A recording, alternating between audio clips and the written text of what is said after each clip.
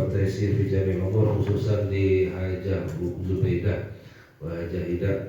Allah yusahhir lana wa lahum fi kulli umurin fi khairin wa lutfin wa afiyah, wa yaj'alha hajjan mabruran wa sa'yan mashkura wa ala bunyati salihah wa ila hadratin Nabi Muhammad sallallahu alaihi wasallam. Sirrul Fatihah.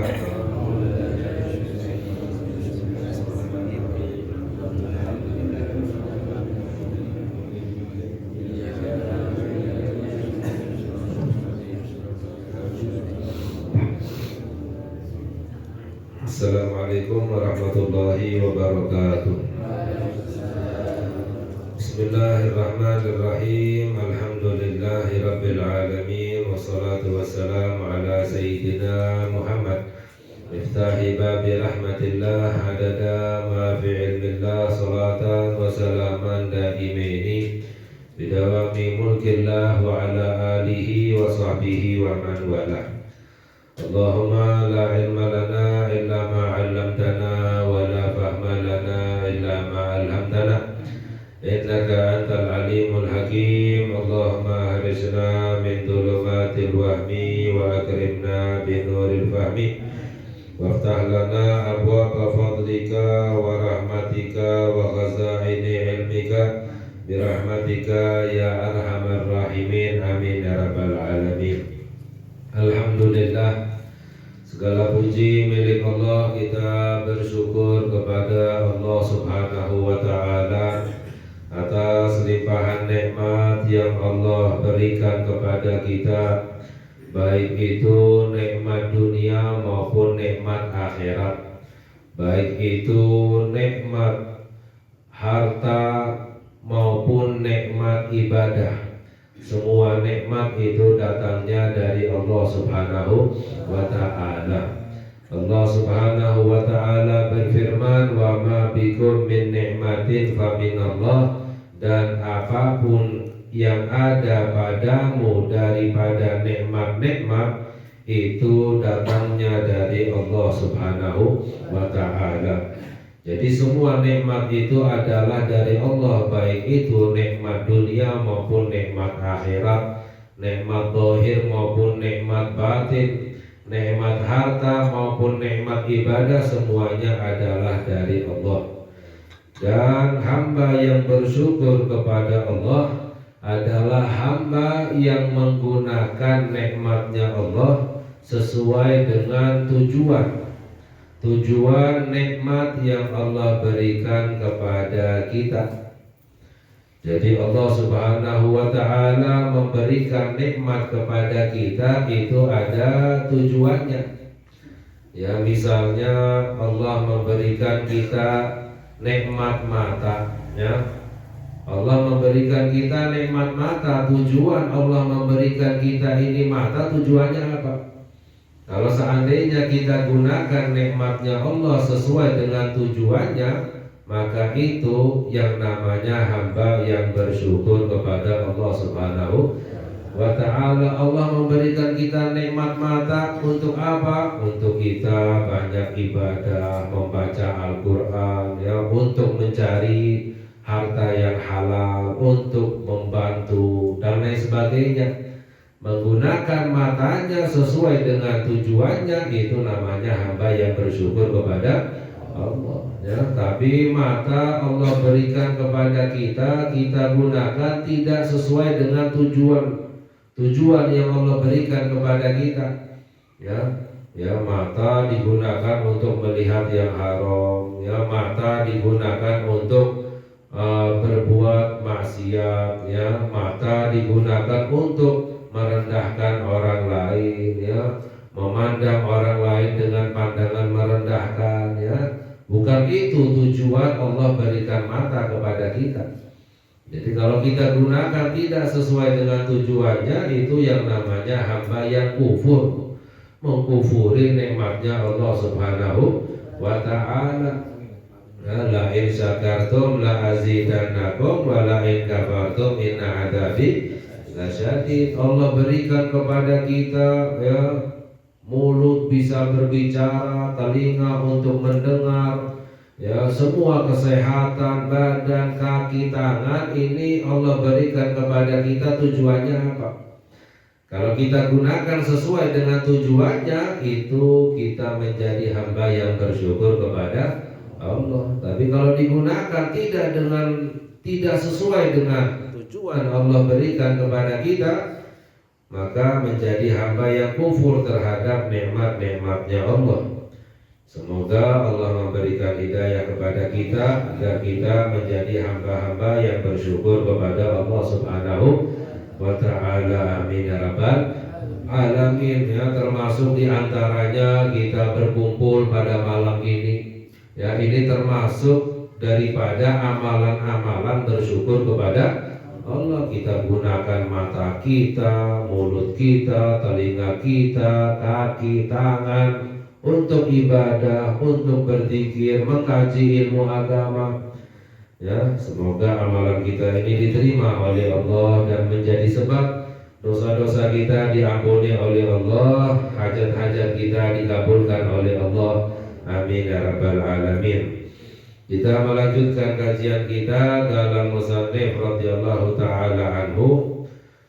Sebelumnya kita mengkaji tentang masalah kewajiban untuk mencari harta yang halal, untuk selalu menggunakan harta yang halal, untuk memakan makanan yang halal. Lalu berikutnya dijelaskan bahwa waqala Ibnu Abbas radhiyallahu anhuma la yaqbalullahu ta'ala salata mri'in wa fi jawfihi luqmatu haramin. Ibn Abbas radhiyallahu ta'ala anhuma, ya, beliau berkata bahwa Allah tidak menerima sholatnya seseorang sedangkan di dalam perutnya ada makanan, satu suap makanan yang haram. Jadi satu suap saja makanan yang haram ada di dalam badannya, sholatnya tidak diterima oleh Allah. Maknanya apa? Semua ibadahnya tidak diterima oleh Allah. Ya, dalam hadis yang lain, orang makan satu suap makanan yang haram, istilahnya satu sendok makanan yang haram, 40 hari ibadahnya tidak diterima oleh Allah. Satu sendok, apalagi satu piring. Ya, apalagi nambah makannya dari yang haram. Nah, seharian, ya, setiap hari makan makanan yang haram, ibadahnya tidak diterima oleh Allah. Na'udzubillah min dzalik. Jadi sebelumnya seperti yang telah kita kaji, syarat yang paling penting agar ibadah kita diterima oleh Allah, agar doa kita dikabulkan oleh Allah adalah makan makanan yang halal, ya, menggunakan harta yang halal. Wa qala Ibnu Umar radhiyallahu anhuma law shallaitum hatta takunu kal hanaya. Ya, Ibnu Umar, anak daripada putra daripada Sayyidina Umar bin Khattab, yaitu Abdullah bin Umar radhiyallahu taala anhuma, beliau berkata, seandainya kamu ini sholat sampai menjadi seperti busur. Orang banyak sholatnya sampai badannya seperti busur, ya, bungkuk, ya, dari banyaknya sholatnya sampai badannya membungkuk seperti busur. Ya. Wasumtum hatta takunu kal autar, dan seandainya kamu ini berpuasa sampai badanmu menjadi seperti senar. Ya, senar, ya, sangat kurus sekali karena banyaknya puasa. Lam yutaqabbal dzalika minkum illa biwara'in hajizin, maka itu semuanya tidak diterima oleh Allah, ya, kecuali dengan sifat wara'. Wara' itu adalah meninggalkan yang haram dan yang syubhat, ya, kecuali dengan sifat wara' yang hajiz, yang mencegahmu dari memakan makanan yang haram dan syubhat. Jadi maknanya apa? Percuma orang banyak ibadahnya tapi gak dijaga makanannya, gak diterima oleh Allah. Ya, makanya para ulama berkata bahwa yang seharusnya kita perhatikan, yang seharusnya kita pentingkan itu adalah bagaimana caranya agar ibadah kita diterima oleh Allah. Jangan istilahnya yang diperhatikan, yang dipentingkan banyaknya ibadah. Banyak orang yang dilihat, yang diperhatikan, yang diutamakan adalah yang penting ibadahnya banyak, tapi tidak diperhatikan, tidak dipentingkan apakah ibadahnya itu diterima atau tidak oleh Allah Subhanahu wa Ta'ala. Ya. Jadi yang seharusnya kita utamakan bagaimana caranya agar ibadah kita diterima oleh Allah. Walaupun sedikit, tapi ibadahnya diterima, itu yang bermanfaat. Ya, bahkan dalam hadis sabda Nabi Muhammad sallallahu alaihi wasallam, la yaqillul amalul maqbul, ya, tidak dianggap sedikit amalan yang diterima oleh Allah. Amalan diterima oleh Allah walaupun sedikit, itu tidak dianggap sedikit. Ya, itu dianggap amalan yang sangat banyak, yang sangat besar, yang sangat mulia. Mengapa? Karena diterima oleh Allah walaupun sedikit. Tidak dianggap sedikit amalan yang diterima oleh Allah. Maknanya apa? Amalan banyak tapi gak diterima, ya percuma. Ya. Mengapa? Karena gak diterima oleh Allah Subhanahu wa Ta'ala. Jadi yang perlu kita utamakan dan caranya bagaimana agar amalan kita jaga ibadah kita jaga amalan kita, bagaimana caranya agar diterima oleh Allah Subhanahu wa Ta'ala, itu yang paling penting. Ya. Wa yuqalu inna fit Taurati man lam yubali min aina mat'amahu lam yubali lahu min ayyi abwabin nari adkhalahu.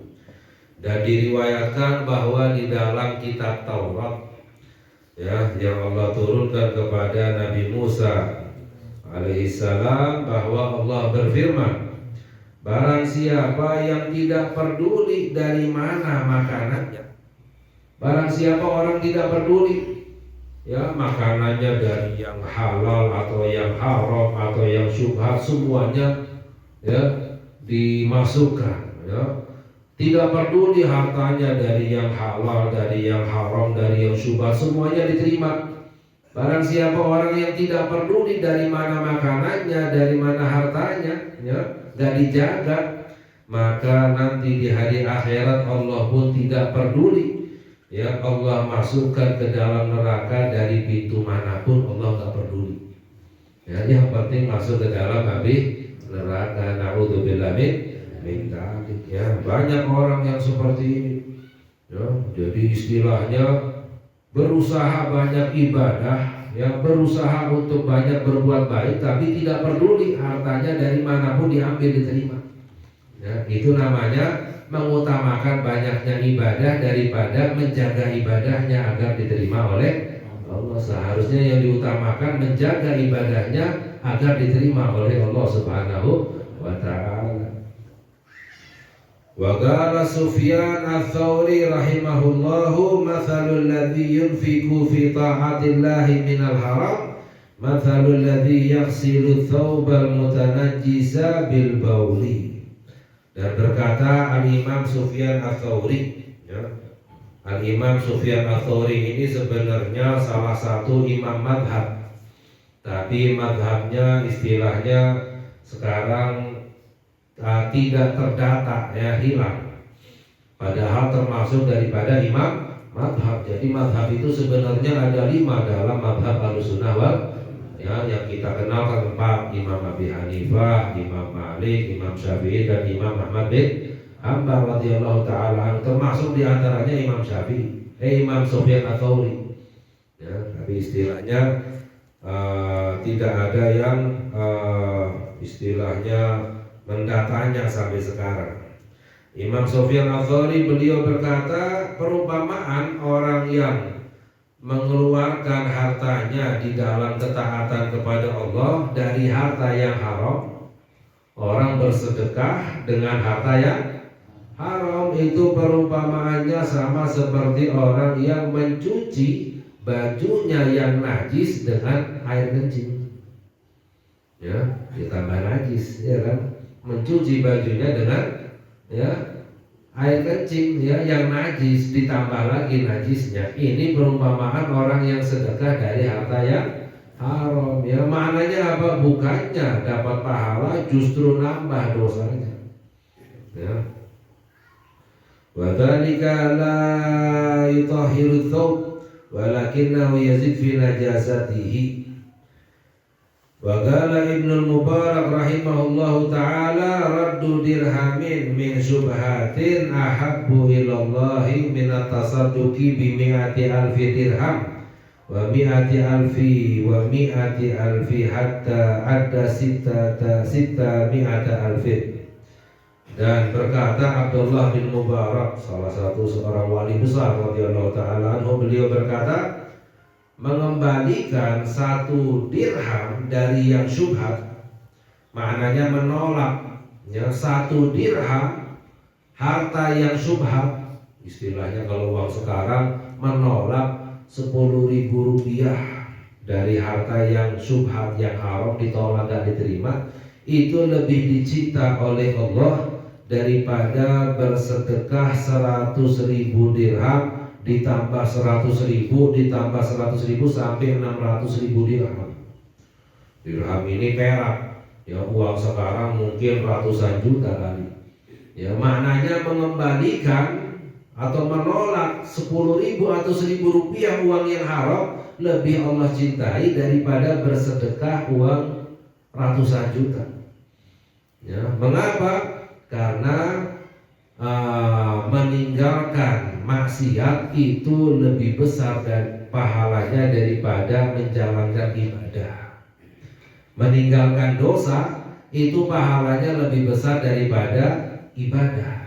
Ya, mengapa? Karena ibadah yang paling afdal itu adalah meninggalkan dosa.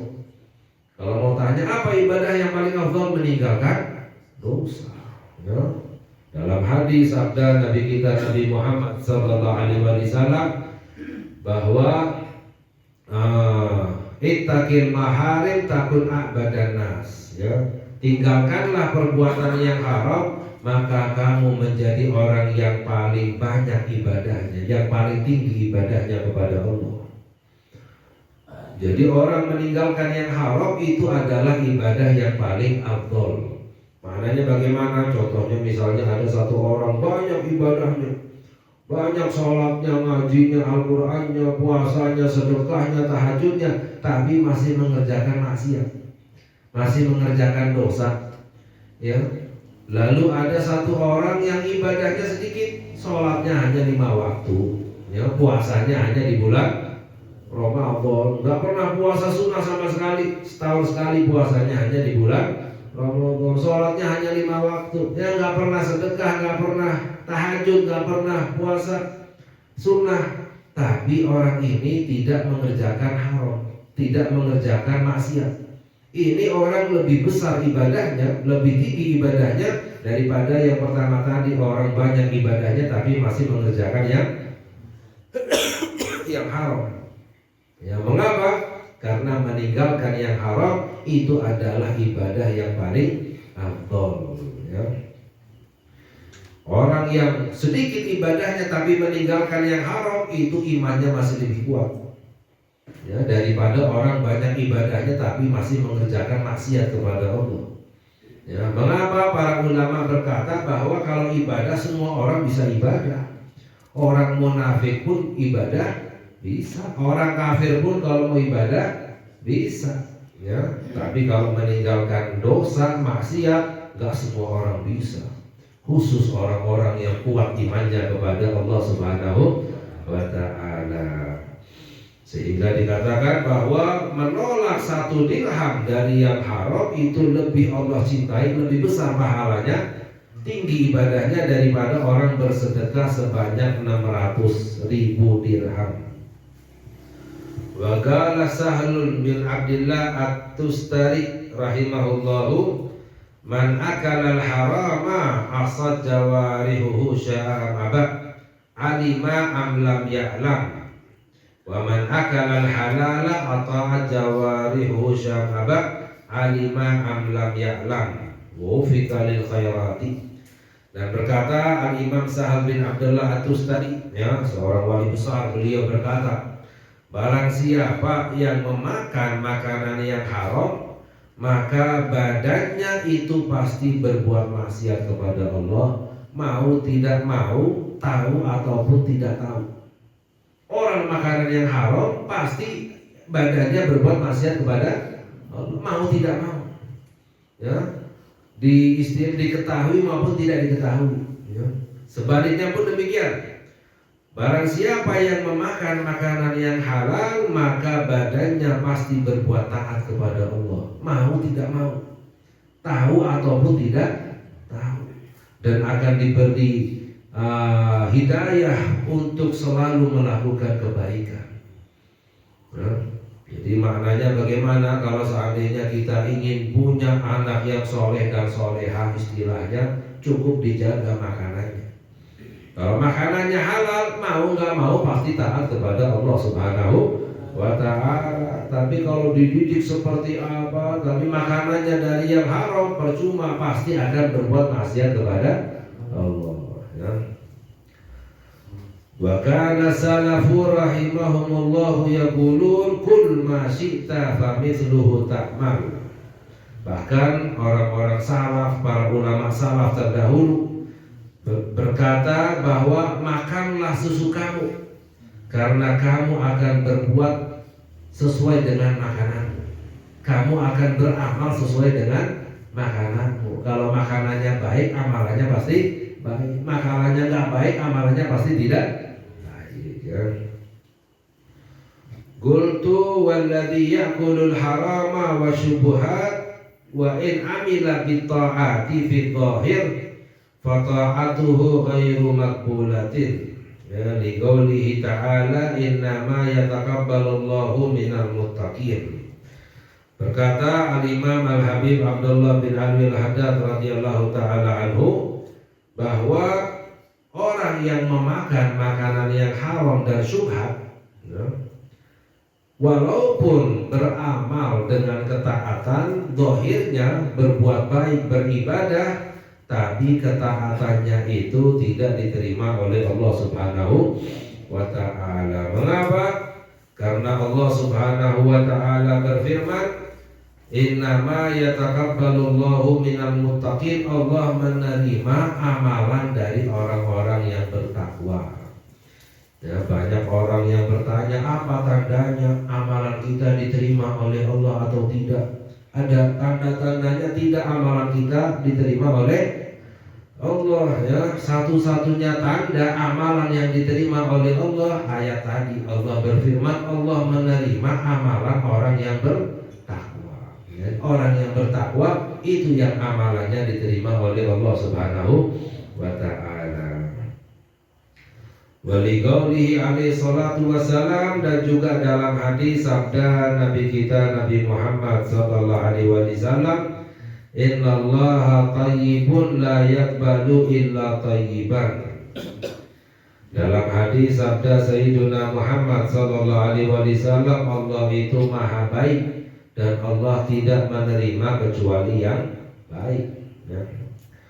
Wala budda ay yu'rida li'akilil harami fi ta'atihi minal awarid al-zahirati wal batina ma yufsiduha alihi wa yuhbituha wa yuhrijuha an kauniha ta'atun. Dan berkata Al-Imamul Haddad bahwa pasti orang yang makan makanan yang haram itu ibadahnya itu akan dihalangi dengan halangan, baik itu halangan yang zahir maupun yang batin, yang dapat merusak ibadahnya. Jadi orang yang makan makanan yang haram, ya, itu walaupun beribadah, berbuat taat, pasti ada halangannya ibadahnya itu, ya, baik itu halangan zahir maupun batin, ya. Misalnya timbul sifat gak ikhlas, itu batinnya, ya. Timbul sifat riya, timbul sifat sombong, atau zahirnya, ya, yang dapat merusak amalannya itu, yang menggugurkan amalannya sehingga ketaatannya tidak diterima oleh Allah Subhanahu wa ta'ala. Wa man ta'ammala dzalika wa jarrabahu min nafsihi aw min ghairihi arafahu. Barang siapa yang memperhatikan ya dan menguji baik dari dirinya maupun dari orang lain, dilihat orang yang suka makanannya haram, perhatikan ibadahnya, pasti ada rintangannya istilahnya. Ada halangannya yang membuat amalannya itu menjadi rusak ya, sehingga tidak diterima oleh Allah Subhanahu wa ta'ala ya. Illam yakun maghruran mustadrajan ya, faqad tabayyana lakum wattadhaha annal harama yajibu istinabuhu bikulli halin wa yata'ayyanu al-ihtirazu minhu wal bu'du anhu bikulli wajhin. Maka intinya dijelaskan oleh para ulama bahwa perkara yang haram itu wajib dijauhi ya, wajib kita menjaga dan menjauhi ya apapun yang diharamkan oleh Allah Subhanahu wa ta'ala. Wa amma syubhat, ada lagi syubhat.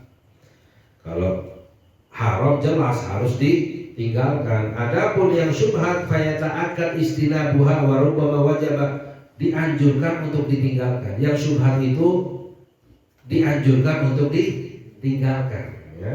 Bahkan kadang hukumnya wajib ditinggalkan yang syubhat. Jadi yang syubhat itu apa enggak jelas ya. Ada yang bilang halal, ada yang bilang haram, katanya boleh, katanya enggak boleh ya. Ini halal tidak haram ya. Ini yang namanya syubhat ya. Sunnah dianjurkan untuk ditinggalkan ya. Dan kadang hukumnya wajib ya, nanti akan dijelaskan. Wa fil hadits sahih man ittaqa syubhat faqad istabra'a li dinihi wa irdihi. Dalam hadis sabda Sayyiduna Muhammad sallallahu alaihi wasallam, barang siapa orang yang menjaga dari yang syubhat ya, menjauhi yang syubhat, maka telah menyelamatkan agamanya dan kehormatannya. Orang yang menjaga dirinya dari yang syubhat, yang gak jelas, dijauhi, itu berarti ini orang menjaga agamanya dan menjaga kehormatannya. Wa man waqa'a fi syubhat waqa'a fil haram. Barang siapa orang yang terjatuh dalam yang syubhat, mau gak mau pasti terjatuh di dalam yang haram. Ya, dicontohkan oleh Nabi kita Nabi Muhammad SAW. Misalnya orang yang suka makan yang syubhat, menerima yang syubhat, itu ibaratnya sama seperti orang yang menggembala kambing di dekat daerah yang terlarang. Gembala kambing, lalu di dekat ada daerah yang milik orang lain yang dilarang ya. Namanya gembala kambing, gak sadar nanti ada kambing yang masuk ke dalam daerah yang terlarang. Ini gambaran dari Nabi Muhammad SAW. Orang yang suka makanan yang syubhat pasti akan terjatuh ke dalam yang haram. Makanya orang yang menjaga dirinya dari yang syubhat berarti benar-benar menjaga agamanya ya, benar-benar menjaga imannya, menjaga kehormatannya ya. Insyaallah yang lain kita kaji lagi pada lain kesempatan. Semoga Allah memberi hidayah kepada kita, Allah memberikan kepada kita rezeki yang halal ya. Semoga Allah selamatkan kita dari yang haram, Allah jauhkan kita dari perbuatan maksiat, Allah muliakan kita dunia maupun akhirat. Amin ya rabbal alamin. Wa sallallahu ala sayyidina Muhammad wa ala alihi wa sahbihi wasallam. Walhamdulillahi rabbil alamin. Wassalamualaikum warahmatullahi wabarakatuh.